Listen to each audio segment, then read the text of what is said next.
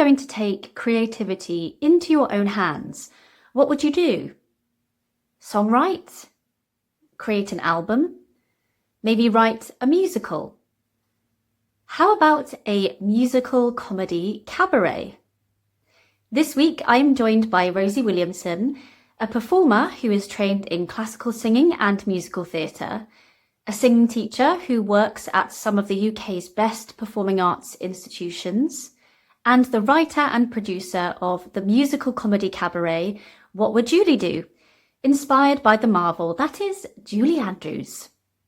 This week's topic is all about devising your own creative projects, whether that's alongside your performance career or your teaching career.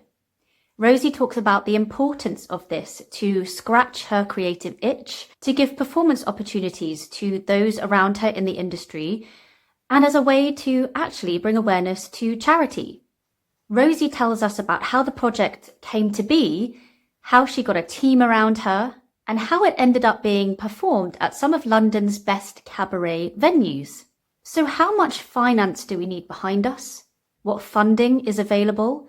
And how can we get our own creative projects up on their feet? Rosie, it's over to you. Rosie, when were you first introduced to the marvel that is Julie Andrews?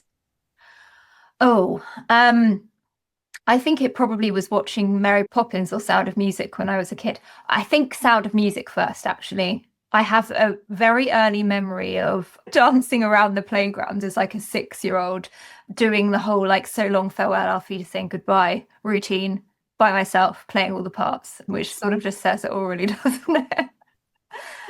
And was it from that moment that the obsession began, or were there other things about Julie Andrews that kind of infiltrated into your life?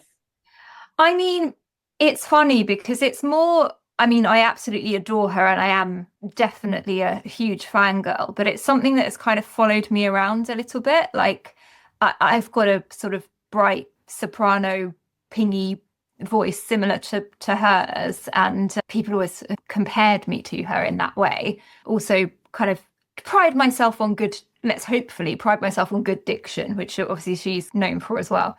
My teacher at secondary school sort of compared me to her and said, oh, you're just like Mary Poppins and practically perfect in every way. A lovely compliment, but also like, oh my goodness, that's where the perfectionism has been reinforced as time has gone by. But yes, as time has passed, the more that I've kind of learned about her, the more that I've researched, and once this cabaret project came to fruition, I obviously ended up doing a lot more research into her, and I was like, my goodness, she is a marvelous, amazing woman and so inspirational and such a good role model. I'm just hoping that there will never be a day when she gets cancelled. Fingers crossed. Well, it's okay because you'll just bring her back. Yeah, that's okay. That's all right. I had a similar thing. My secondary school French teacher wrote on my shirt, as you do at the end of when you leave, saying that I reminded him of Kate Bush. Oh my goodness, I love Kate Bush. And I was like, okay, I don't get it vocally, but I'll take it. That's fine by me. We could do our own cabaret, the Bush and Andrews. Well, do you know what? It's so interesting that you said Kate Bush, because an amazing cabaret artist, Sarah Louise Young, she actually has both a Kate Bush show and a Julie Andrews show. And she's absolutely incredible and a very generous kind of mentor as well. But I think there's something about those women. They're special and interesting and iconic. You trained at the University of Sheffield, York, and at Associated Studios. And you're a singing teacher yourself, providing private tuition as well as working in some really good institutions here in the UK. So when in your career was this idea for a musical comedy cabaret conceived? And why do you think that it took the form that it did? Was there a moment or a need that sparked the idea? Yeah, so it's quite a funny story, actually. I had just recently finished my musical theatre training at Associated Studios, because I did lots of classical singing before that, did a master's at York and trained with Yvonne Kenny and all kinds of things. And then I just decided I wanted to sing show tunes, because I'd always loved show tunes and always loved musicals and always been kind of sneakily doing that along the side of being a classical singer and a choral singer as well. And I'd just finished my training, and I was in a singing lesson with Leontine Hass, who was my teacher at the time. I was sort of moaning about not really being able to get into the room for things. At that point, I don't think I had an agent, and I was just feeling a bit lost after having finished the course, and how am I going to fit in? Why am I not in Les Mis yet, kind of thing. And she said, oh, well, why don't you think about doing something yourself? And I said, well, I just want to play all of the roles that Julie Andrews has ever played, like Eliza in My Fair Lady or Maria in Sound of Music, all of the big ones. Mary Poppins I would love to, but my tap is definitely not good enough. So that one has to slightly go by the wayside. And she was sort of suggesting, well, maybe you should put together like a tribute act or something like that. And the thought of that just didn't really appeal, to be honest. I didn't really want to be a tribute performer, didn't want to have to impersonate, didn't think I really could do a good enough job to impersonate either. It's not really my skill set. And there are lots of people that do that really brilliantly, and I'm not one of them. So I kind of took on board what she said and then went home, went about my day. And then this is often what happens with me at sort of 2:00 in the morning or something. I was trying to sleep and I got this idea, and I was like, maybe if I combined my Julie Andrews affiliation with my searching for meaning, searching for my place in the world, searching for a way to become practically perfect in every way, which is, something that's kind of followed me about a lot through my life. And I'm definitely a recovering perfectionist, still in recovery. And I thought, oh, what would Julie do? Because that's such a fun concept. Like, she's this icon, this guru figure. And that idea kind of pops into my head. And actually the project started as a blog. So back in the day of blogging. And I just basically took little quotes, either things that Julie Andrews had said or quotes from shows that she was affiliated with, like, Climb Every Mountain or Practically Perfect in Every Way, all of these kind of things that people would connect to her. And I wrote about it, and I wrote personal reflections and my frustrations about where I was at. It was all quite self-indulgent, really. But then I had this idea, okay, well, maybe I will make a cabaret. And the initial starting point was that I just got a group of friends together and said, let's do a show at a venue in London. Let's just put on a show, kind of everyone sings a song. And I wrote a parody of Spoonful of Sugar. I did a little parody bit of writing of Do Re Mi from Sound of Music as well. And apart from that, it was very much friends get together and sing a song in front of an audience. My musical director, who is now a more official collaborator on the project, Matt Seymour, he played for that first initial cabaret that we did. A great pianist. And we managed to bully enough friends to come and watch that we sold out. And that sort of gave me a little bit of a spark of confidence that this might be something that I could do. And then the next step with it was really a bit of trial and error in terms of I decided to change the layout of the show in that we did one act which was introducing new upcoming musical theatre performers, and the second half was like a headline set from somebody that was a more established performer. And we also associated every single cabaret that we did with a charity. So we've supported lots of different charities through the years that we've been doing it. They're all kind of loosely related to mental health, because obviously the concept of What Would Julie Do is self-help through show tunes. So how can musical theatre be your therapy? How can musical theatre make the world better? It's something I feel quite passionate about. And we picked charities that were associated to the headline act and they had a personal kind of connection to. So one of the first performers that we had been a carer for her partner, and so the charity we supported was Carers UK. It's something that sort of makes me feel good about creating this work, because it feels like, as well as giving people opportunities to perform, it's also making people aware of charities that they might not be aware of, and it is scratching a creative itch as well from my own perspective. And then so that kind of went on. I did a few shows with that format, probably, I don't know quite how many, but basically for a couple of years we did that kind of format. And for a while, I had another musical director working with me, Dan Turek, who's lovely and amazing, while Matt was on tour. And then when Matt came back and was involved again, we sort of formalized the concept a little bit more, and he did a lot more musical arrangements, because before that we'd been just adding the odd harmony here and there, and I've been writing parody songs. Whereas now, really the kind of like USP of what we do is that we have these incredible 5-part harmony arrangements of famous musical theatre songs switched on the head with parody lyrics that I write, and then mashups of pop songs with musical theatre numbers. And the ensemble, the 5-part female group that we've put together, is really the sort of main part of the show.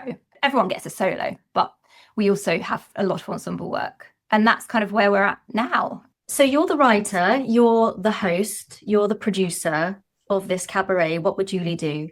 How do you think your audience would describe it? What sort of feedback have you had? Well, one word that always comes up is uplifting.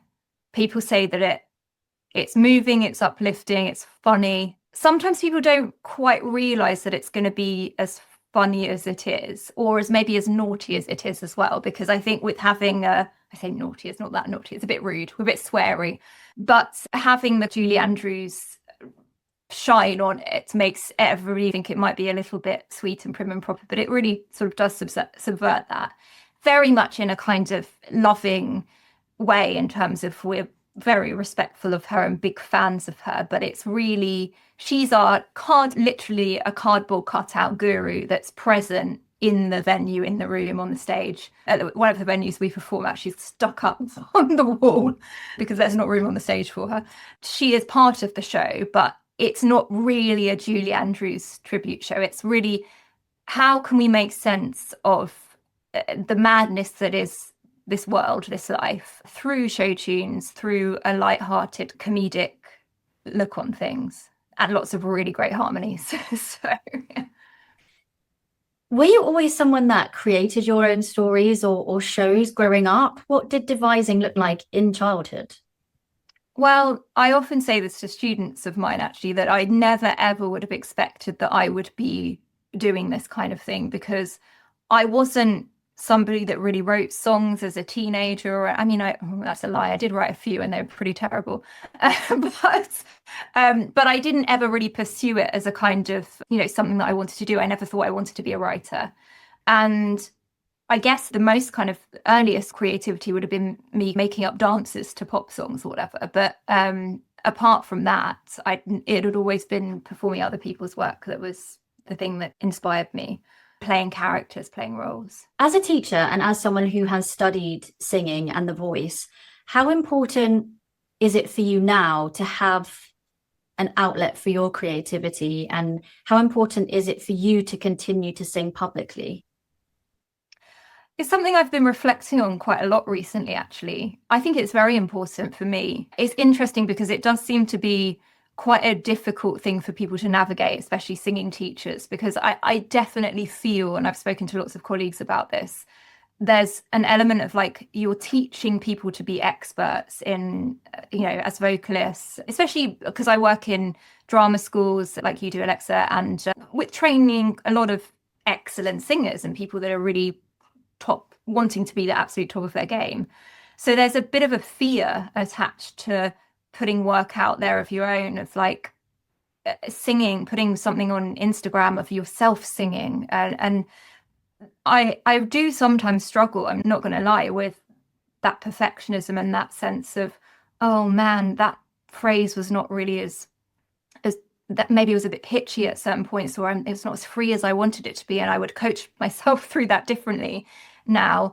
And it can be such a paralyzing force if you let it take you over too much. And I'm constantly trying to balance that between having this sense of like, I want to put work into the world, I want to share my creativity, and I also want to be seen as being competent and skilled at what I do. And I've probably said this to students as well, I think I'm probably a better teacher than I am singer. Well, in fact, I know I'm a better teacher than I am singer. Well, that's certainly the story I'm telling myself at the moment anyway. But I still think that no matter who you are, and again, the people that are listening that might teach hobby singers or children or people that aren't trying to be West End stars will relate to the fact that there can be so much joy and beauty and creativity in any voice and whoever's it is. And I think that's something that's so important to remind ourselves of. And it doesn't have to be this perfect, technically assured performance all the time. But it's not an easy thing to navigate. No, and I totally relate with that in terms of imposter syndrome. And, when you go to give a demonstration in the lesson and you think, hold on a minute, this is not going to go well. And you think, oh, I don't want to make an excuse, but there's a reason or whatever might be happening. But sometimes actually, I feel being honest in that moment and saying, you know what, I'm actually due on my period, or I haven't actually been very confident in this area of my voice before, or I've had to work a lot on it. It just shows how human we are. Of course, keeping on working on our voice and our skills, I think, is important, but to actually be a bit more human about it. Oh, completely. And I also think it helps the student. I mean, I've said that so many times to students of mine that, so my background, as we've sort of discussed, was I started out as a classical singer, and literally until I was in my mid to late 20s, I basically didn't think I had any chest register whatsoever. I didn't think I could sing low. I'd never cross-trained in that way. I'd always been just working in classical choral singing and singing Rodgers and Hammerstein and bits of musical theatre for fun, but not really having any training in that way. And now, having worked on that part of my voice and actually balanced out my registers and developed so much better, more rounded proficiency and function, I can relate so well to when students come in and they have that imbalance and they have that sense of, why can't I do this? Everybody else is belting and I can't do it. And I go, well, I've been there. I can show you and tell you and help you find a way that you can do this. And it doesn't actually have to feel difficult. It just takes a bit of time, and it takes the right coaching and the right training, basically. And I think things are shifting now. I'm going to get on my singing teacher soapbox in a bit, but things are shifting now. But I think back kind of 10, 15 years ago, maybe even a bit more, but cross training was really seen as being especially in the classical world, as being a very dirty word, and belting would ruin your voice, or don't chest that, was often something that you would be told. And in reality, now, even though I'm not in the classical world really anymore, that it's shifting, it's changing, and the classical world are seeing the benefits of cross training more, particularly I think in aside female at birth voices, but I think probably all voices actually. You mentioned Matt Seymour just now, a wonderful MD and singing teacher and singer himself. He's now working on the producers in the West End. He's also your best friend. So how do you work together on such a project? Yeah, he's commonly known as my gay husband, and calls me his wife. Part of the bit in the show is that we always say that two husbands are better than one, better than one, and I'm very lucky I have a straight and a gay husband. So Matt and I, we work really well together, actually. I think we make each other laugh, and which I think is essential. I think we know where our strengths lie, and we put our energies into those specific parts of the project. And I mean, he is full of banter. We have a lot of a lot of laughs when we're making things. We kind of collaborate together in terms of deciding what we're going to put in a show in terms of the music and the set list. Essentially, we collaborate on that. And I write the script, and then he runs the rehearsal room. He's essentially in charge. I mean, obviously I have input and I'm sort of the director, but obviously I'm performing, so I can't be the director. He has to be the eyes outside of the group, essentially, which is great because he's got a really good eye. And he's an amazing pianist, and it always feels very safe being on stage with him as a performer. And I'm not the only one that says that. A lot of the girls that we perform with say the same. Have you had any sort of creative blocks or any compromises to the overall vision that you've had to navigate either together or between you? We're actually quite well aligned. My number one is going to be the story and the lyrics and the message. And he is obviously very much on board with that, but his number one is going to be the music. And I think because both of us essentially have the same, we want the work to be good, we want it to be funny, we have the same goals, we have the same intention in terms of putting it out there. I think it will be very little things that we kind of nag over. But yeah, I think that we work really well together, basically. And because you're taking songs that are existing and changing them up and putting your own arrangements and lyrics to, did you have to go through any rights or anything like that at all? We're just patiently waiting for our cease and desist from Julie Andrews people. No, not like in all sort of honesty. There's a lot of things because of parody law. We can get away with a lot.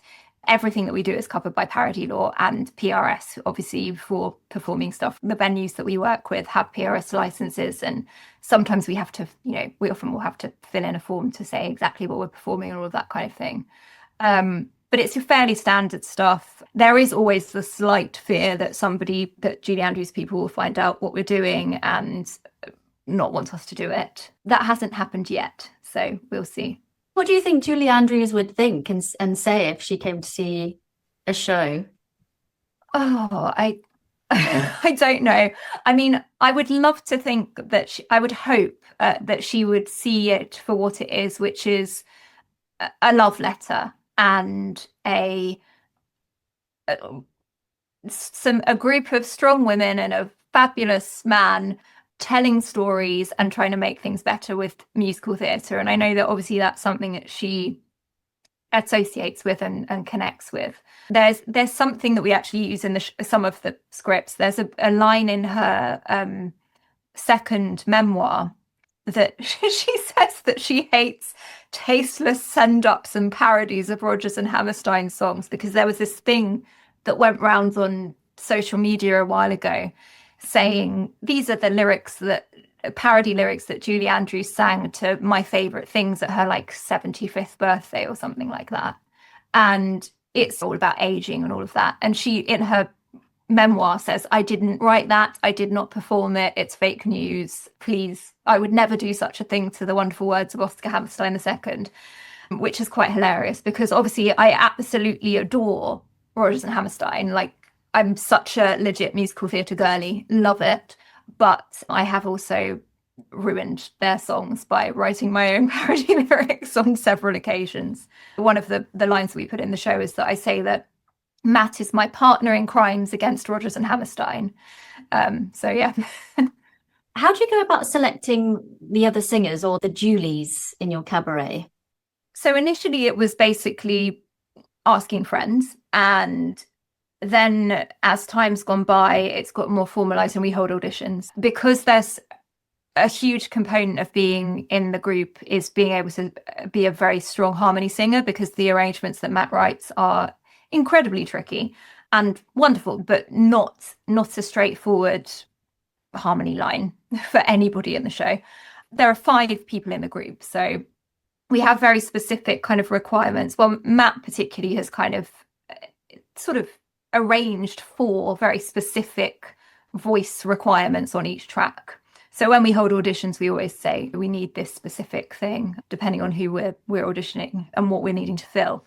We'll probably hold some auditions in the next year or so, I would guess, because we always need people to be available, and obviously sometimes people get jobs. So one of our sopranos at the moment is on the international tour of Phantom playing Christine, and she's amazing, and it's a huge opportunity for her, but that's meant she's been out for over a year and won't be able to do anything with us, and we can't wait to have her back. But that's the deal, that kind of people come in and out, and we've got a pool of singers that we work with now, and they're all incredible, and they're all very individual, and that's one thing that I'm really passionate about, especially in the space of like cabaret and groups, like vocal harmony groups.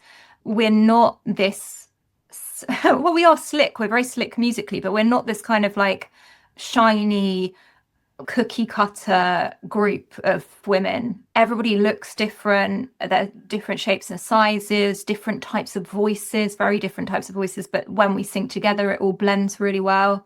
That's the kind of our sort of philosophy in terms of finding singers and building our group. I call them Majulies, and they have become, I mean, some of them were already friends, but all of the women that have worked with us are just brilliant, inspiring, creative, wonderful people. And I feel so privileged that they want to be part of this silly little passion project of mine, basically. And now you're putting out for auditions. Where do you advertise for that?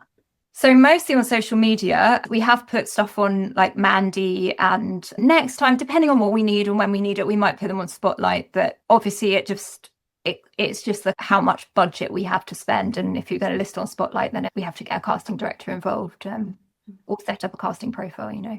You mentioned there that it's somebody that you were working with. She's now in Phantom, which is great. You're a very busy singing teacher. How do you manage the rehearsals and creating and writing and devising your own creative work amidst all of your busy teaching schedule? Good question. It's tough. Basically, the cabaret group has had a break for the last 6 months, essentially, because I was pretty burnt out, and something needed to take a back seat. And the cabaret group, as much as I love it and it fulfills me so much, it's not making me money at the moment, and I have bills to pay, and also other circumstances, like with Matt having some work and also going away for a while. It was not practical for us to kind of do very much for the first 6 months of this year. How do we balance it? I think it's about working out what kind of season you're in terms of like, last year felt like it was let's do a lot of shows, let's try and get people knowing about us and just perform a lot more. And by that point, we'd kind of built up such a repertoire that we had enough to do, like we'd already written quite a lot. So we were kind of recycling, repurposing, and we had much more than one show's worth of material. So we were able to move things around.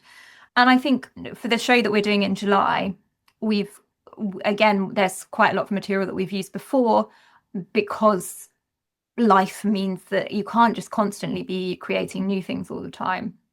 But I have written something new for it, and that gives me, I enjoy it. I get like a buzz from writing and that creativity. It's fun.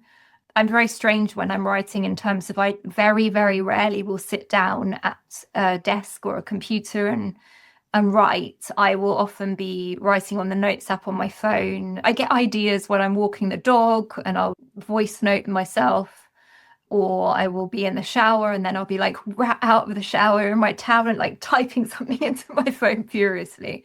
So I guess it's like you can fit creativity in that way when you're busy. I'm trying not to be like this, but I thrive on the pressure and the deadline.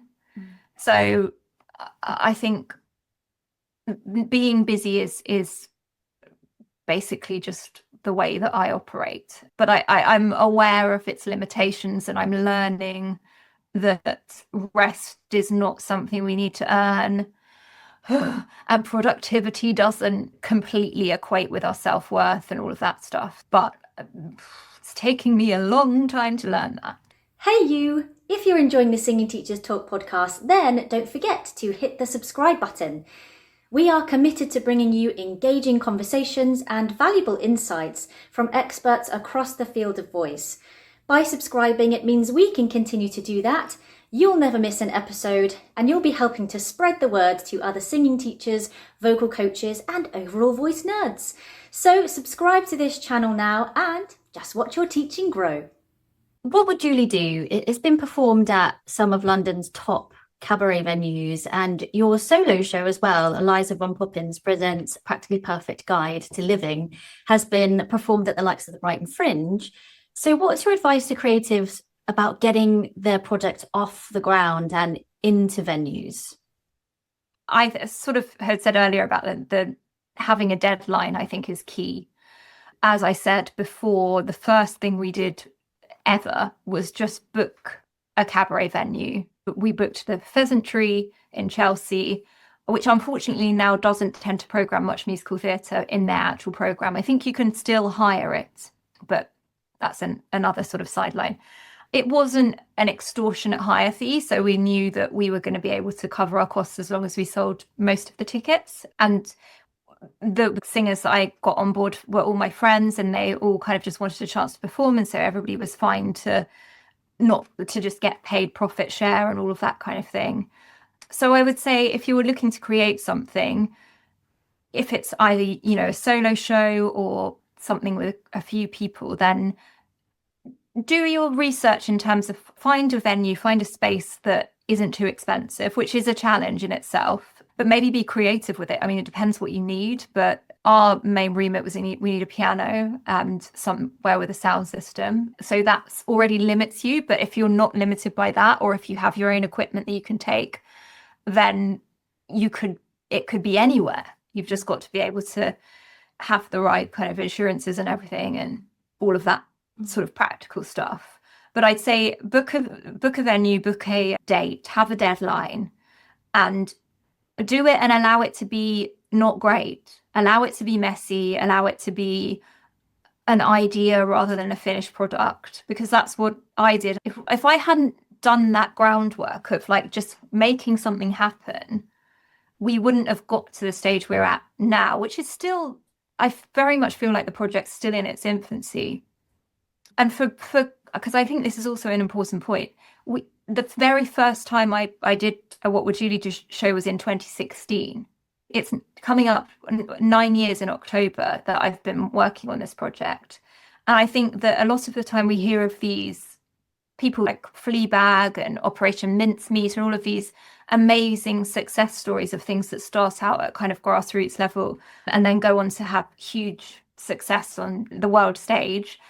It's sort of on one hand incredibly inspirational, and on the other hand it's quite makes you feel like you haven't done enough if you haven't achieved something huge in 5 years, you know. And I would say you're on your own path, and if you want to make something, make it, like find a way. It's not for everybody because it's hard work, and I think you have to be really tenacious and really committed to making something happen.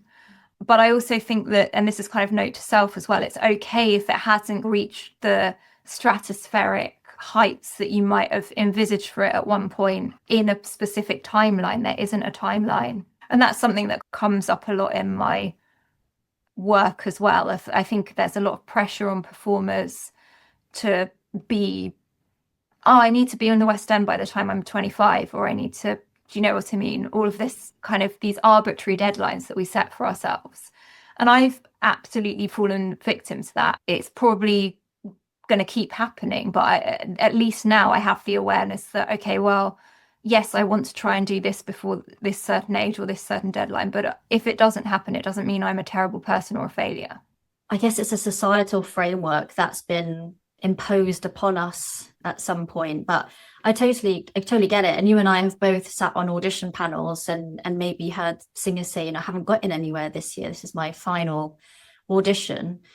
And you can empathize greatly with them with, well, that's it then. This isn't going to happen for me. But then you meet people who come back and it's their third time round and you go, well, no, now I think you're ready. Is there any funding for projects like yours? And sort of how much money do you need in order to get this going? So this really is the kind of stage that I'm hopefully about to embark on in terms of getting funding and finding a way of monetizing the project and making it more sustainable in the long term. Up to now, it's been very much, and I'm not made of money. I don't have a huge amount of money at all. So it's been very much about building relationships with venues and basically trying to build an audience as well. And a lot of what we've have experienced so far is that we have a group of people that like to come and see the show, a small group that are really passionate about it. And we have a lot of the friends of the performers will come and support, and we're eternally grateful for that. My mum's come to most of the shows. She does not get a free ticket, which is pretty mean. But, you know, we have to try and cover our costs in some way.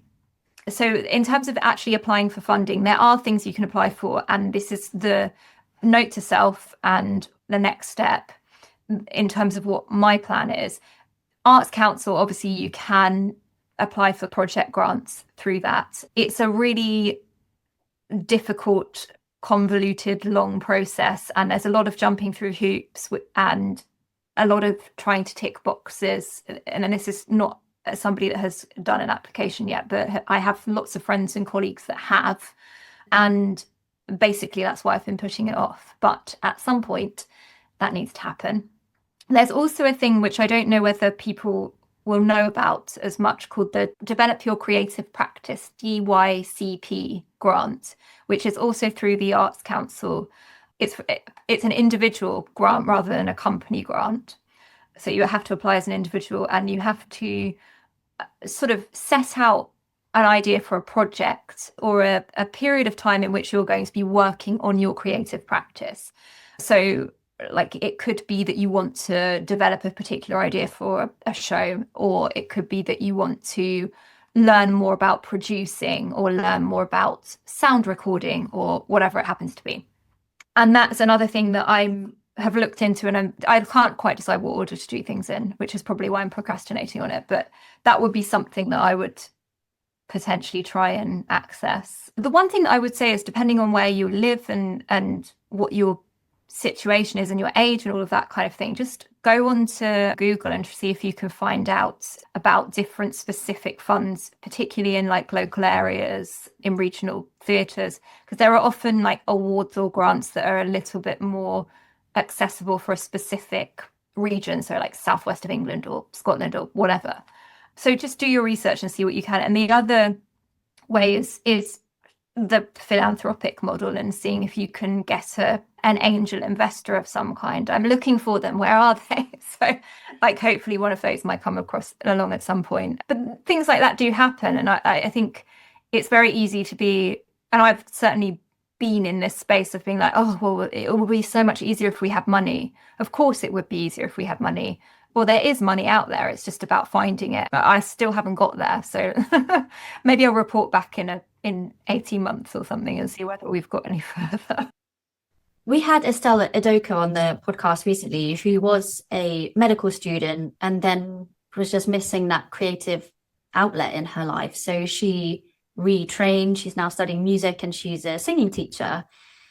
And we spoke about, you know, when do things just remain a hobby? When should they be an artistic occupation?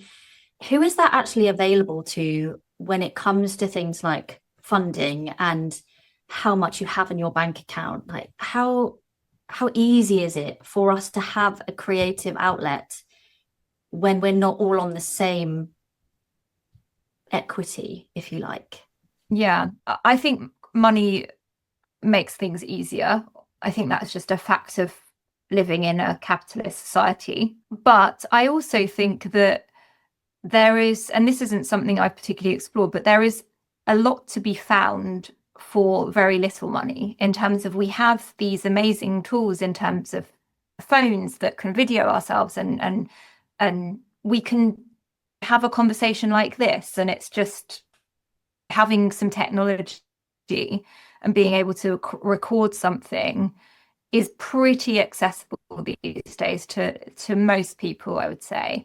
And so if you can do that, then you can put it out to the world in some way or other, that's an element of accessibility. I think the way that social media is going, with things being harder to cut through in terms of like algorithm, and I'm constantly being asked, do you want to boost this post on Instagram or whatever? I'm not a social media expert at all, but I wonder whether now that's again becoming a place of privilege where perhaps it wasn't, and it was something that was easy to access. I think it is an issue. I think it's difficult. I think that in terms of training as well, I'm very aware, and I don't know whether I should say this or not, but I will. I'm very aware that I teach in higher education institutions that are extremely expensive to go to and were not something that I could access as a young person. I didn't have the money to go to drama school, and I wasn't going to be the right sort of, I wasn't probably good enough to get a grant. That's probably a whole other podcast that we could kind of talk about that side of things. I don't know if I have any answers. The thing that I would say is that it's really important to connect with your if it's something that fuels you, which I would argue that with most people it does. Even if you don't consider yourself to be a creative person, I think creativity is such a kind of force in people's lives. And that can be creativity in terms of like fixing something. It could be creativity in terms of making a cake or whatever. It doesn't have to be music, it doesn't have to be art. But I think if you can find a way to connect with that, everything's going to feel better. It's certainly been kind of my medicine. One thing that I would also say to people that are thinking about creating their own work is that it's taken me 9 years to get to this point, which it still feels very much at the beginnings of the project for me. I feel like there's so much more that we could do, and it's taken this long, and there's a part of my brain that goes, oh my goodness, you're so lazy, you should be so much further on than this by now. And then I look at the reality of my life and I go, okay, well, I have a personal life and lives sometimes, and things happen.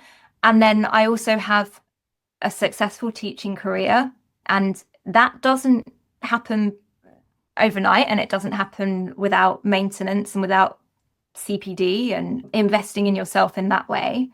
And then for a lot of those years, I've actually taken a little bit of a break from auditioning now, but I was also auditioning and actively pursuing performing. And you can't do everything, and you can't expect to reach kind of monumental success with trying to juggle all of these balls and spin all these plates. Maybe one bit of advice would be, well, take that off your plate and just focus on one thing.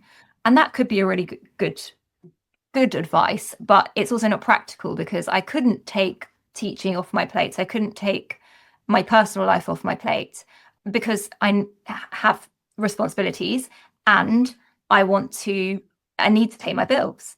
And so the project, the creativity, the passion project has just had to evolve at the speed that it's evolved. And the hope is that we can maybe carve out some time where I can accelerate that work a little bit more.